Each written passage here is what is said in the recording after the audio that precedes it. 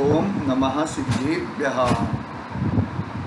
नमो अरिहन्ताणं, नमो सिद्धाणं, नमो आयर्याणं, नमो वज्रायाणं, नमो लोरे सौगसाहूणं। मंगलम भगवान वीरो, मंगलम गौतमो गणी, मंगलम पुण्यगुंडार्यो, जन्मधर्मोस्तु मंगलम। सर्वमंगल्यमंगल्यं सर्वकल्याणकारकं, प्रदानं सर्वधर्माणां, जैनं जयतु शासनं, जैनं जयतु शासनं। चेतीले चेतन, चेत्या वीणा हेम चाल से।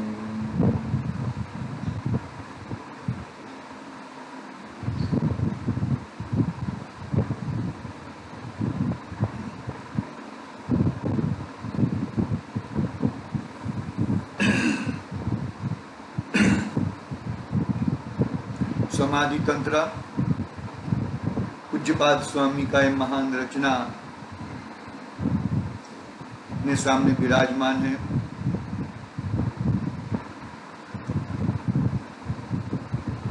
अपनी बात, अपना स्वाध्याय गाथा क्रमांक 22 पे चल रहा है।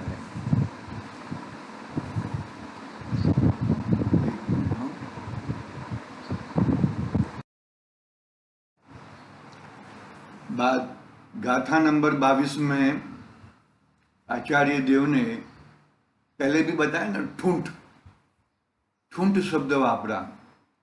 ठूंठ शब्द में क्या क्या है कि जो ठूंठ में पुरुष पने की कल्पना करता है, ठूंठ में आत्मा पने की, ठूंठ यानी कि वहां पे ठूंठ यानी कि झाड़ का, वृक्ष का जो ठूंठा रहता है उसको पुरुष मान लिया है। ऐसे ये ठूंठ है, ठूंठ को जो बारदान है 72 किलो का, 75 किलो का जो बारदान है उसको ही पुरुष मान लिया है। तो वो ठूंठ को यदि तू पुरुष मानेगा तो ठूंठ में जो होने वाली चीज को अपनी चीज मानेगा। ठूंठ में होने वाली चीज वो ठूंठ की है, यानी कि शरीर में होने वाली चीज शरीर की है, और आत्मा में होने वाली चीज आत्मा की है। बरोबर है।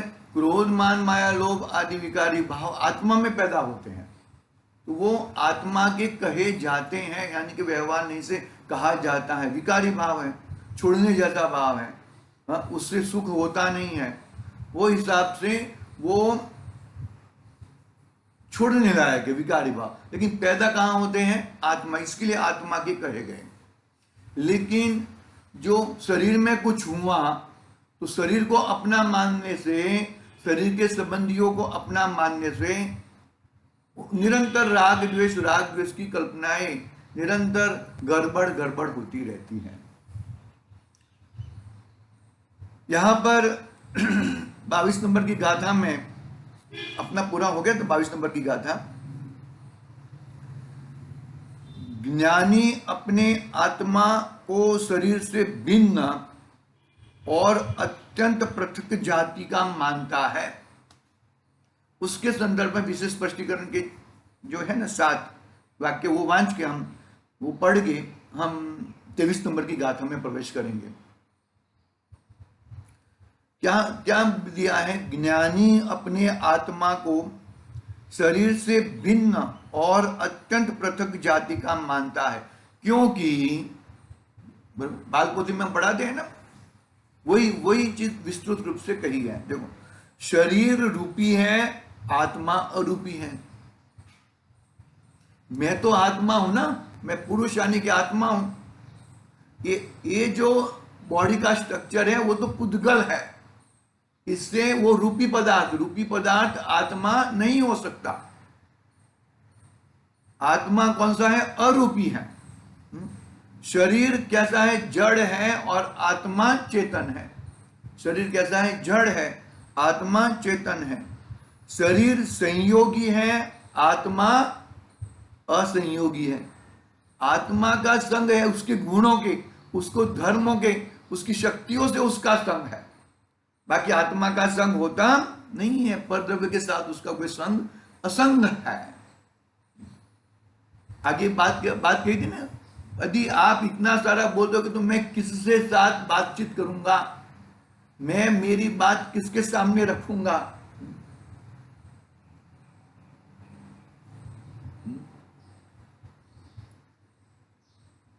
क्या बताऊं अभी मैं। जिन्होंने, जो मुनिराज ने अपने आत्मिक स्वभाव का आनंद नहीं लिया है, जिन्होंने अपने आत्मा का स्वभाव आनंद, जो भी है, अपने आत्मा का स्वभाव आनंद नहीं लिया है, वो बस कोलाहल ही करते रहते हैं।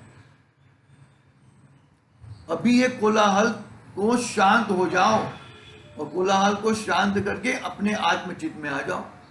मुनिराज किसके साथ कोलाहल, वन जंगल में रहते हैं, मुनिराज किसके साथ कोलाहल करते होंगे? भाई पेड़ों से, पक्षियों से कोलाहल ऐसा करते हैं। आत्मज्ञान ही ज्ञान है, याद रखना।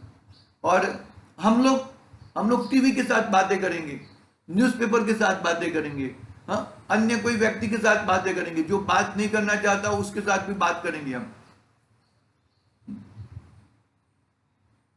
अरे भाई तू असंयोगी है, तू किसी के साथ तेरा संग नहीं है, तू अकेला तत्व है। एकत्व मन है ना, अनेकांत में से एकांत में आने वाला है तुझे। अनेकांत है, अनेकांत को पकड़कर, उसको समझकर, उसको समझ के उसको छोड़कर अपने समय के एकांत में आना है। हमें पकड़ना पड़ेगा ना। अनेकांत यानी कि तुम्हारी बाउंड्री, मेरी बाउंड्री क्या है? शरीर को अपना मानना वो मेरी बाउंड्री नहीं है। शरीर में है और आत्मा में है, वो अनेकांत है। शरीर और आत्मा को एक मानना वो तो मिथ्या, एक अनेकांत है। अनेकांत मिथ्यात्व है वो। सभी धर्मों में एक सर का अपना मानना वो तो मिथ्यात्व है, अनेकांत नहीं है, उसको अनेकांत नहीं कहेंगे। व्यवहार धर्म असत्यार्थ है और निश्चय धर्म सत्यार्थ है, वो अनेकांत है। क्योंकि व्यवहार धर्म को असत्यार्थ इसके लिए कहा कि तू व्यवहार को जानेगा तब तू निश्चय में आएगा। तुमने इसके लिए व्यवहार को असत्यार्थ कहा और निश्चय को सत्यार्थ कहा, तो वो चीज अनेकांत है। ये व्यवहार अच्छा है, ये व्यवहार करना चाहिए, ये व्यवहार पाप वाला नहीं करना चाहिए, पुण्य वाला कर। अरे भाई दोनों व्यवहार, इसका नाम अनेकांत नहीं, उसका नाम अनेकांत नहीं है भैया। चलो हम आगे बढ़ते हैं। शरीर विनाशी है, आत्मा अविनाशी है। शरीर विनाशी है, उसका अंग एक दिखा जाए कि कोई द्रव्य का कोई विनाश नहीं होता, लेकिन जो पर्याय है, मनुष्य पर्याय है, उसका विनाश, यानी कि मनुष्य पर्याय क्या माना हमने? मनुष्य पर्याय को पुद्गल द्रव्य ने माना, तो पुद्गल द्रव्य का विनाश होके पुद्गल में ही रहता है वो। पहले भी स्पर्श रस गंध वर्ण था और बाद में भी स्पर्श रस गंध वर्ण है। तो शरीर विनाशी है, आत्मा अविनाशी है, वो अपेक्षा से। बाकी शरीर का भी विनाश होता नहीं है। मैं शरीर अंधा है, यानी कि ज्ञान शून्य है, और आत्मा देखता राम है, ज्ञानमय है। शरीर इंद्रिय ग्राह्य है, आत्मा अतीन्द्रिय ग्राह्य है। शरीर बाह्य पर तत्व है और आत्मा अंतरंग स्वतत्व है। इतने भेदों से ठूंठ और आत्मा के बीच में भेद विज्ञान खड़ा करवाया। ठूंठ यानी कि शरीर और अंदर का पुरुष, ठूंठ और पुरुष। कि दोनों पुरुष यानी कि आत्मा, पुरुष शब्द है पुरु, पुरु यानी कि आत्मा, आत्मा है वो पुरुष, पुरुष नाम पाता है। स्त्रीलिंग जो स्त्री है वो तो स्त्री तो उसके शरीर के माध्यम से हम कहते हैं, लेकिन शरीर तो ठूंठ है, शरीर तो पुद्गल द्रव्य है। तो स्त्री की शरीर में, स्त्री पर्याय के शरीर में भी बैठा हुआ आत्मा वो भी पुरुष है। आई बात समझ में?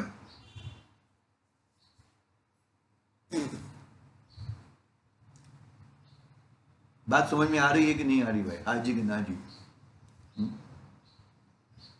इस तरह अपनी 22 नंबर की गाथा पूरी हुई थी। 22 नंबर की गाथा पूरी हुई थी। अभी 23 नंबर की गाथा में हम प्रवेश कर रहे हैं। देखो क्या कहते हैं यहां पर 23 नंबर की गाथा में।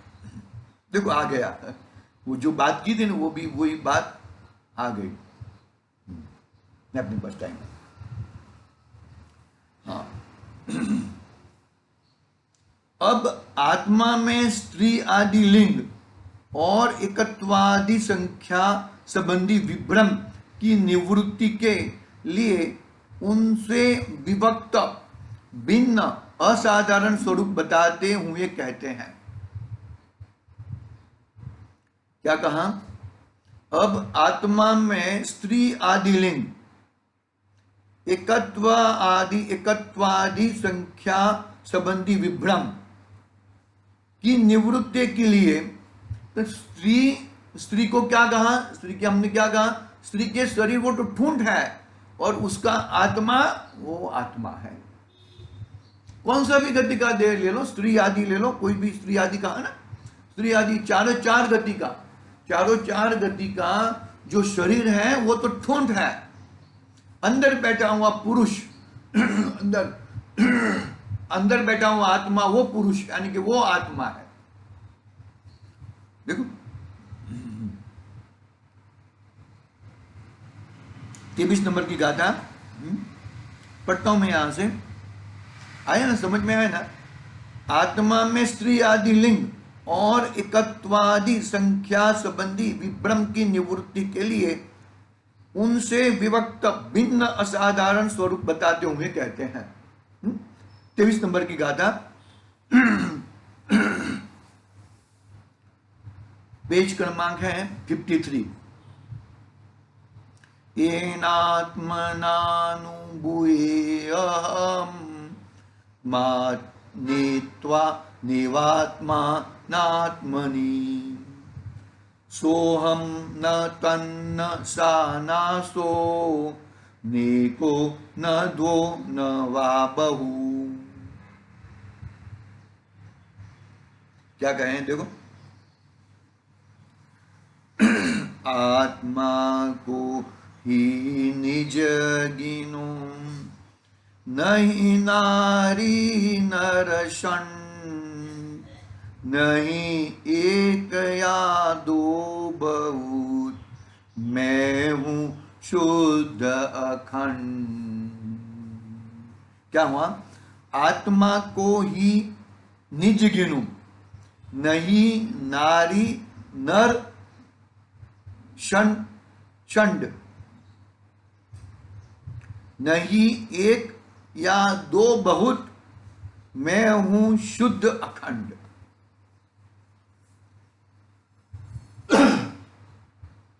सभी को मैं आत्मा देखूं और सभी लोग मुझे आत्मा देखें, राग द्वेष हट जाएगा। तिर्यंच को तिर्यंच में भी आत्मा देखूं, नारकी में भी आत्मा देखूं, देव में भी आत्मा देखूं, क्योंकि वो जो बाहरी है वो तो ठूंठ है और ठूंठ को तो क्या करना है? ठूंठ को तो ठूंठ में ही जाएगा। वो तो अंतरंग में जो आत्मा विराजमान है वो सही मायने में वो तू है। देखो मैं पढ़ता हूं, जिस आत्मा से चैतन्य स्वरूप से मैं अपनी आत्मा में ही आत्मा द्वारा ससंवेदन ज्ञान के द्वारा अपनी आत्मा को आप ही अनुभव करता हूं, वही शुद्धात्म स्वरूप में न तो नपुंसक हूं, न स्त्री हूं, न पुरुष हूं, न एक हूं, न दो हूं और न बहुत हूं। आगे बात समझ में? न एक हूं, न बहुत हूं, न नपुंसक हूं, न स्त्री हूं, न पुरुष हूं। पुरुष यानी कि मनुष्य। पकड़ना बात को अच्छी तरह से, जरा शांति से, धीरज पूर्वक। जिस आत्मा से, जो आत्मा है, जिस आत्मा से चैतन्य स्वरूप से, आत्मा से यानी कि चैतन्य स्वरूप से मैं अपने ज्ञान की एक समय की पर्याय से मैं अपने ज्ञानवान को जानूं और किसको न जानूं। ज्ञान की एक समय की पर्याय हकीकत में वो ज्ञान में ही समा जाती है, लेकिन वो क्या समझ के समझती है कि मैंने उसको जाना, उसके माध्यम से मैंने जाना, चक्षु इंद्रिय के माध्यम से जाना, हाँ, स्पर्श इंद्रिय के माध्यम से जाना, हाँ? तो इंद्रिया वाला मान लिया ना अपने आप को, लेकिन ज्ञान वाला नहीं माना अपने आप को।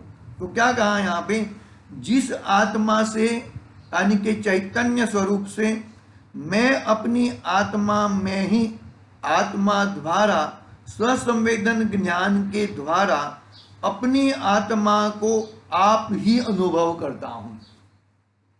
अपनी आत्मा को और कुछ मैं अनुभव करता नहीं हूं। कितनी कड़क बात।